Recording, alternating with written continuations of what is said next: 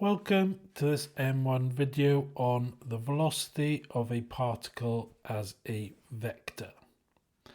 So the velocity of a particle is a vector in the direction of motion.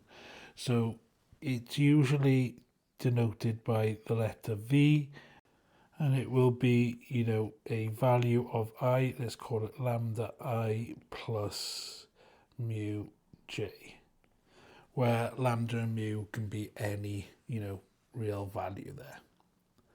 Okay, so the velocity is written as a vector, and then when we want to find speed, we find the magnitude of that velocity. So in this case, it would be lambda squared plus mu squared. I don't know why I've used lambda and mu and not A and B. Don't know, can't tell you that.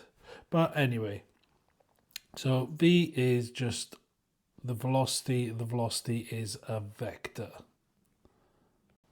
So this will be velocity, and then this will be speed, the magnitude of the velocity. And then the displacement will also be a vector. It'll be V times t. And then the distance will be the magnitude of that. So Vt, the magnitude of that. So let's have a look at this in practice. So here I've got a particle is moving with constant velocity v equals 2I plus 3j meters per second. Find the speed of the particle. So the speed is the magnitude. So that's going to be 2 squared plus 3 squared and then square rooted, which is the square root of 13 or 3.61 meters per second to 3 significant figures. Okay, so that is the speed. Now for B, the distance. Okay, so we want the distance, not the displacement. The displacement will be a vector in this case, but the distance will be an actual value. And there's two ways in which we can do it. So method 1 will be to find the displacement. So that will be Vt. And then once we do that, then find the magnitude of it. So Vt will be 8 seconds is how far it goes, how much time, and it's 2I plus 3j. So that gives me 16I plus 24j. So that's my value of Vt. Therefore, the distance is the magnitude of Vt. So 16 squared plus 24 squared and then square rooted, which is 8 root 13 or 28.8 meters to 3 significant figures. So that's method 1. Method 2 is kind of more useful in this case because we've already worked out the speed. Okay, so distance is equal to speed times time. The speed is root 13 times the time, which is 8, and of course that's 8 root 13. So that is 28.8 meters to 3 significant figures. So method 2 is useful if you've already had to find out the speed. Otherwise, I would say, go with method 1. but it's totally up to you. Okay, so that's really all there is to it in this video.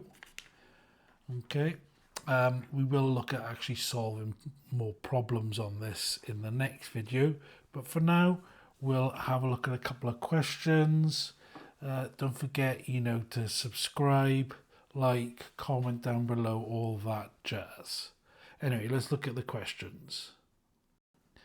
So 2 questions: find the speed, find the distance. Pause it now. Right, now that you've had a go at these questions, let's look at the answers. So we want to find the speed. So for A, we want the modulus of V, so the magnitude. So 5 squared plus 6 squared,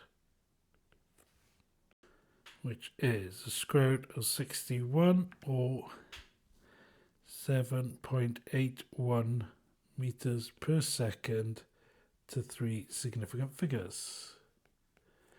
Okay, B.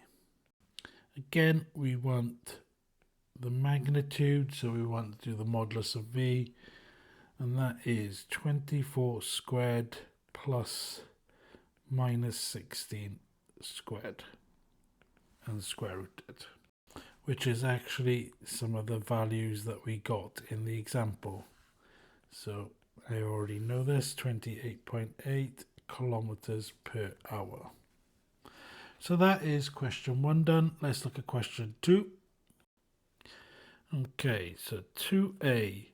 So since we haven't got to find the speed in this case, I'll go ahead and work out the displacement, and then I will find the magnitude of that displacement. So 7 times 9i plus 10j is 63i plus 70j.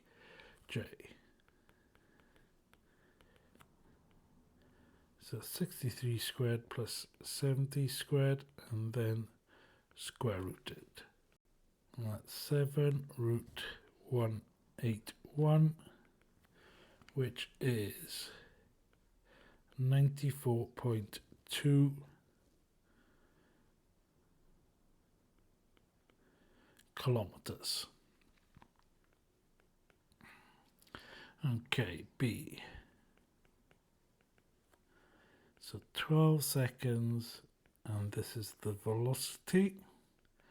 So 12 times 6 is 72 minus 12j. So that's 72 squared plus minus 12 squared. Obviously you don't have to worry about the minus signs, because when you square it, it's going to be positive anyway. So it's 12 root 37, which is 72.99, so 73.0 meters. And of course, these are both to 3 significant figures. So a pretty short video on this one today, but it does lead nicely into the next video with solving problems involving velocity and time using vectors. So it will lead nicely into that video. And unless you're watching this video on its release date, it should be coming up on your screen now to click onto the next video. So do it.